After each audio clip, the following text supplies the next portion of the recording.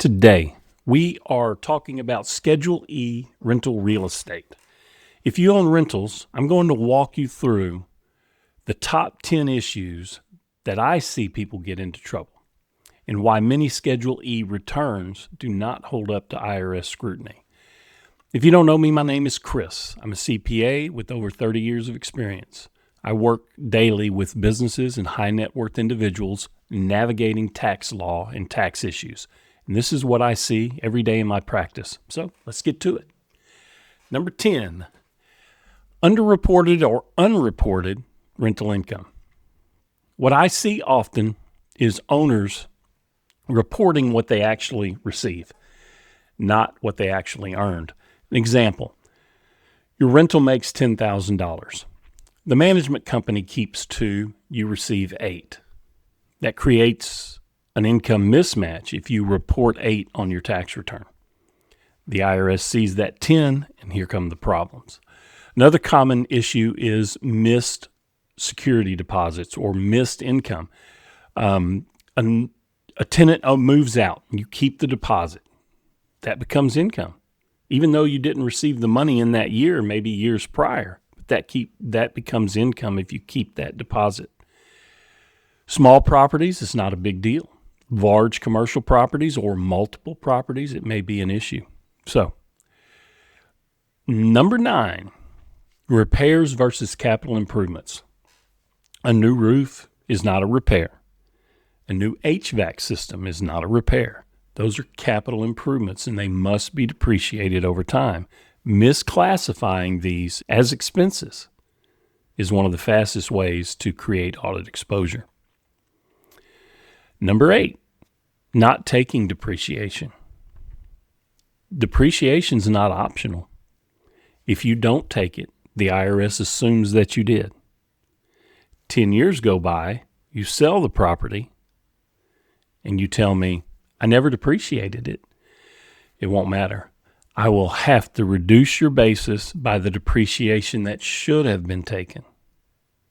And now you may owe tax on a capital gain because of that reduction. Number 7, passive loss limitations get ignored. Rental real estate, by definition, is passive, unless you're a real estate professional. Most owners can deduct losses only if they actively participate and their income is under the phase-out threshold. If you're over that limit, losses are suspended, not deductible.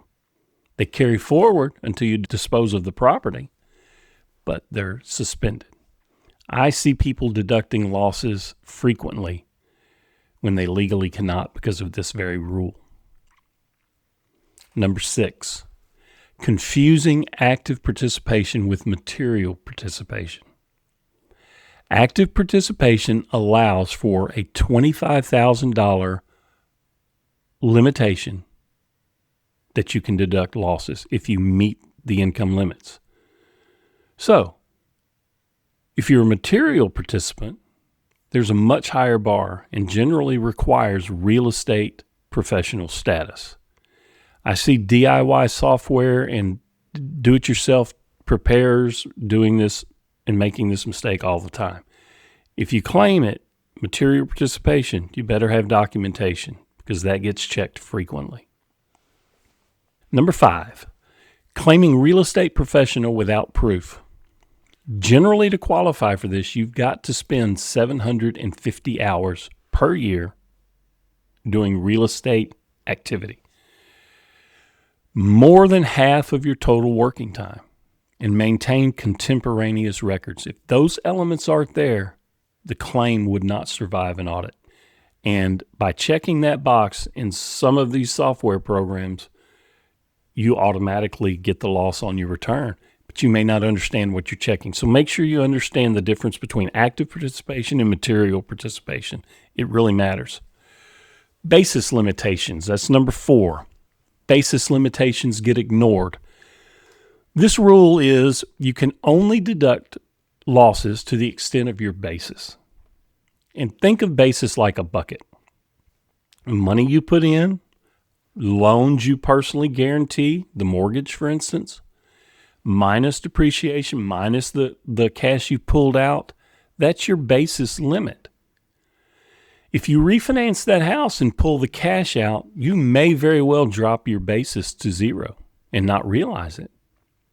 Even though you still have the loan, your basis may be zero.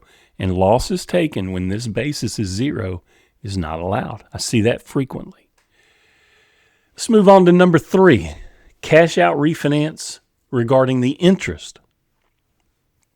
Mortgage interest, that's easy. That's deductible, right? If proceeds are used, which they are, to buy the real estate property, a loan you take at a bank or against that mortgage, if it's used to put a roof on or whatever, that's obviously used for rental. But if you go down and refinance it and you pull that money out, you've just changed the amount of interest that you can deduct. So be aware of that. Number 2, depreciation errors. Usually these fall along the lines of incorrect life or what gets classified, like we spoke of earlier, as depreciation or not. But a big one is depreciating land just inadvertently. You go down, you tell your tax professional you prepare $250,000. The good ones will say, yeah, but that's how much is land, because depreciating land is not allowed.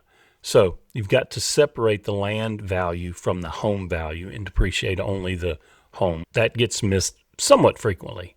And number 1, this one catches people, and its average rental period is under 7 days. And initially you think, what's the big deal? But if your average rental is under 7 days, you've crossed into short-term vacation territory.